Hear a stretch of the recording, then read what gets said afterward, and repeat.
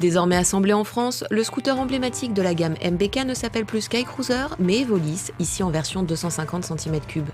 Pour autant, il s'agit bien plus d'une évolution que d'une nouveauté à part entière. Sur cette génération, le style est inspiré de celui du Yamaha X-Max 400. Valorisant, il présente une finition d'apparence soignée et un équipement complet, à l'image du tableau de bord. À présent 100% numérique, celui-ci délivre une multitude d'informations que l'on sélectionne aisément avec ce bouton sur le guidon droit. Le contour apparaît toujours aussi superflu sur un engin à transmission automatique, mais la lisibilité n'en souffre pas. Moins en tout cas que du rétroéclairage rouge qui agresse un peu l'œil quand on roule de nuit.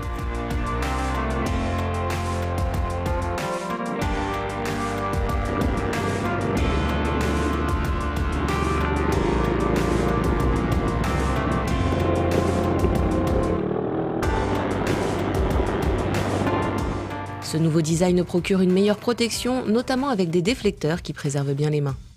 La bulle en revanche n'épargne pas les grands gabarits de remous d'air au niveau du casque. La selle a été redessinée et est censée offrir un confort accru. Elle offre une bonne longueur d'assise et le dosseret pilote permet de bien caler sa position, mais elle reste ferme. Sous la selle, le coffre demeure vaste. Avec 47 litres, il emporte sans problème 2 casques intégraux.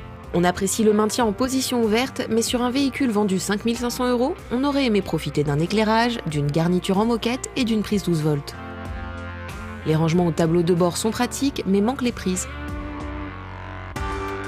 Au registre des absents, l'anneau sémenté a aussi disparu par rapport au Skycruiser, dommage.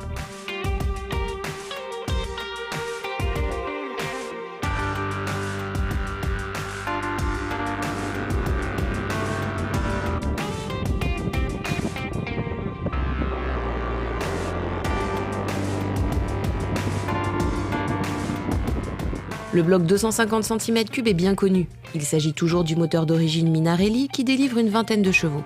C'est assez peu face à ses rivaux, quasiment tous passés à 300 cm3.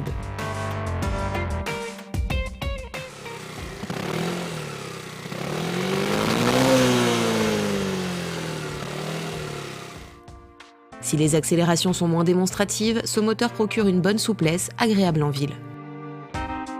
Il offre aussi une belle allonge qui lui permet d'accrocher un bon 130 compteur, même en duo. Les réglages d'amortisseur arrière ont été revus. On sent une relative amélioration dans l'absorption des inégalités de la route, mais il reste encore du progrès à accomplir pour le trouver vraiment confortable. L'arrière reste finalement ferme et l'amélioration ressentie fait d'autant plus ressortir la sécheresse de la fourche au passage des saignées. Le freinage sans couplage avant-arrière se dose facilement. Le feeling est bon et l'accroche progressive. L'ABS est bien calibré, il ne se déclenche que quand c'est vraiment utile. À tel point que pour le déclencher sur l'avant, il faut vraiment y aller fort. L'Evolis 250 a su conserver toutes les qualités qui ont fait le succès de son prédécesseur, le Skycruiser. Il apporte un style habilement rajeuni et des améliorations techniques qui atténuent ses défauts, sans pour autant les faire disparaître complètement.